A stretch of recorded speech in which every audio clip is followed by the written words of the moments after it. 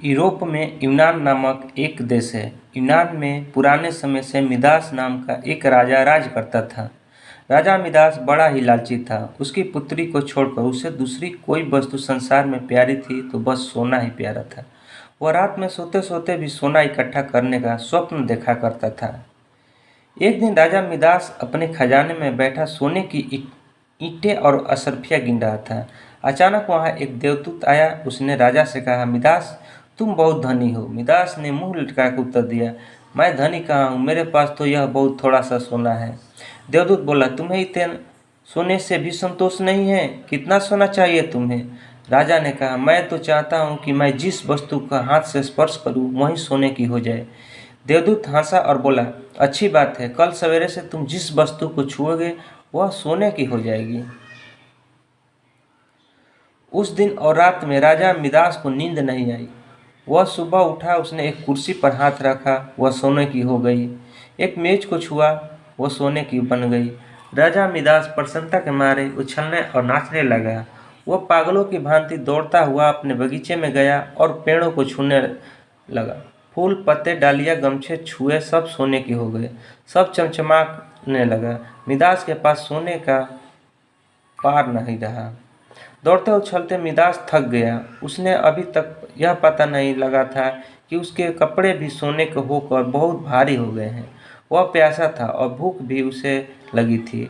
बगीचे से अपने राजमहल लौटकर एक सोने की कुर्सी पर बैठ गया।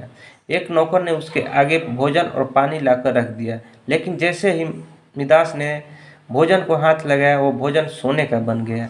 उसने पानी पीने के लिए गिलास उठाया तो गिलास और पानी सोने का हो गया।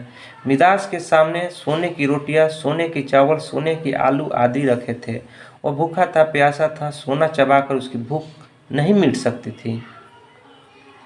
मिदास रो पड़ा। उसी समय उसकी पुत्री खेलते हुए वहां आई। अपने पिता को रोते हुए देखकर पिता की गोद में चढ़कर उसके आंसू पोंछने लगी।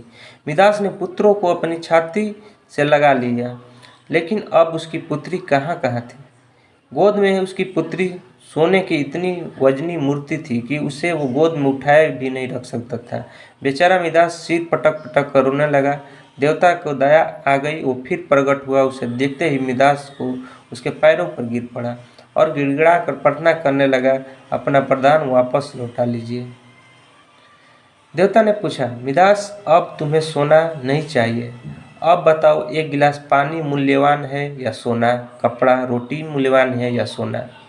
मिदास ने हाथ जोड़कर कहा, मुझे सोना नहीं चाहिए। मैं जान गया हूँ कि मनुष्य को सोना नहीं चाहिए। सोने के बिना मनुष्य का काम नहीं अटकता। एक गिलास पानी और एक टुकड़े रोटी के बिना मनुष्य का काम नहीं चल सकता है। अब सोने का लोभ नहीं करूँगा। देवदूत ने एक कटोरे में जल दिया और कहा, इसे सब पर छिड़क दो। मिदास ने वह जल अपनी मेज पर, कुर्सी पर, भोजन पर, पानी पर और बगीचे के पेड़ों पर छिड़क दिया। सब पदार्थ पहले जैसे थे वैसे ही हो गए। कहानी की शिक्षा दोस्तों, इस कहानी से हमें यह शिक्षा मिलती है कि मनुष्य चाहे कितना भी अमीर और कितना भी गरीब हो, उसे कभी भी लालच नहीं करना चाहिए। अत्यधिक लालच करने से उसके पास जो होता है वह उसे भी गंवा देता है। धन्यवाद।